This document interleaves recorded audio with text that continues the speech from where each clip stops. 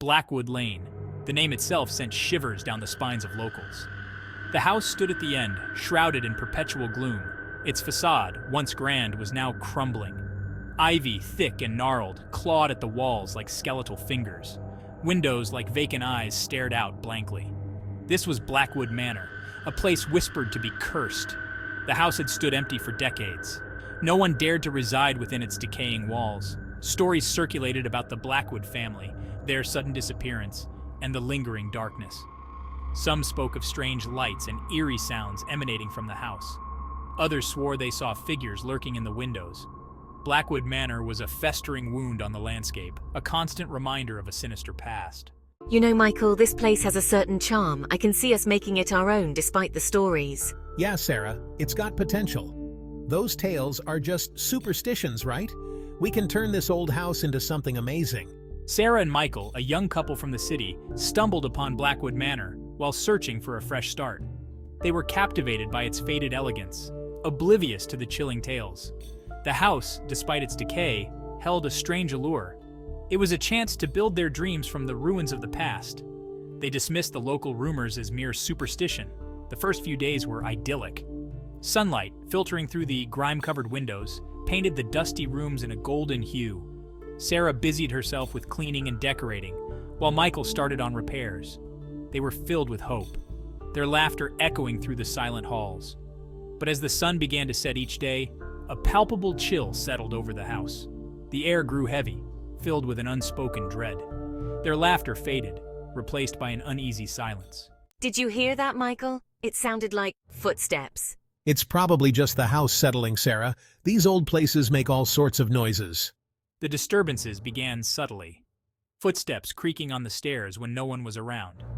Whispers, faint and indistinct, carried on the wind. Doors slamming shut with no explanation.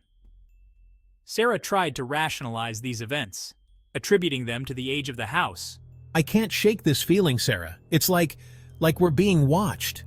Michael, however, couldn't shake the feeling of being watched, of an unseen presence lurking just beyond their perception. The temperature in the house plummeted, despite the roaring fire in the hearth. Icy drafts swirled around their ankles. Objects moved inexplicably, disappearing and reappearing in different locations. Sarah's sleep was disturbed by nightmares, vivid and terrifying, of shadowy figures and mournful cries. The once welcoming house had transformed into a prison of fear. Desperate for answers, Michael delved into the history of Blackwood Manor. Local archives revealed a tragic tale. The Blackwoods, a wealthy and reclusive family, had lived there in the 1800s. Their patriarch, Jonathan Blackwood, was rumored to have dabbled in the occult, seeking immortality through dark rituals. His wife, Eliza, vehemently opposed his obsession.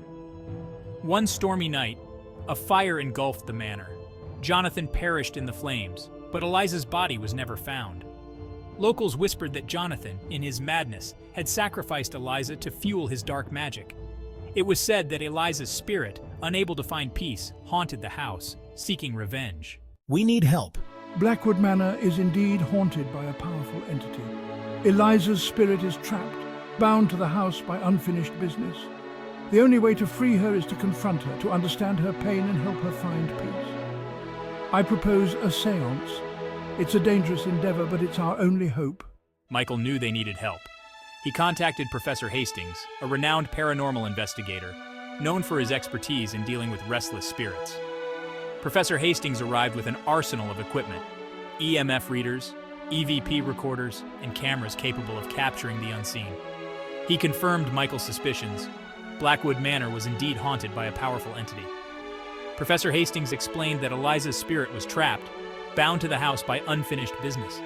The only way to free her was to confront her, to understand her pain, and help her find peace. He proposed a séance, a dangerous endeavor, but their only hope. The house crackled with anticipation as they prepared for the ritual. The air is growing heavy. Stay focused, everyone. The air grew heavy as Professor Hastings guided Sarah and Michael through the séance. The room pulsed with unseen energy.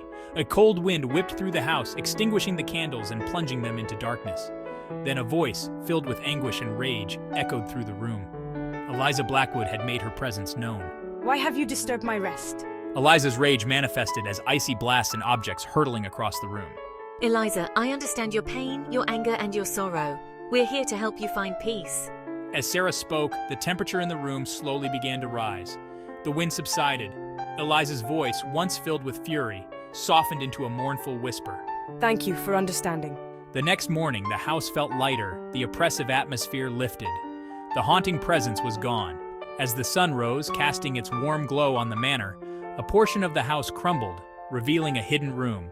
Inside, they found a diary, Eliza's diary. Its pages held her story, her love for her husband, her fear of his madness, and her desperate plea for help. Blackwood Manor, ravaged by time and the events of the night, was eventually demolished. In its place, a memorial garden was planted, a tribute to the Blackwood family and their tragic fate.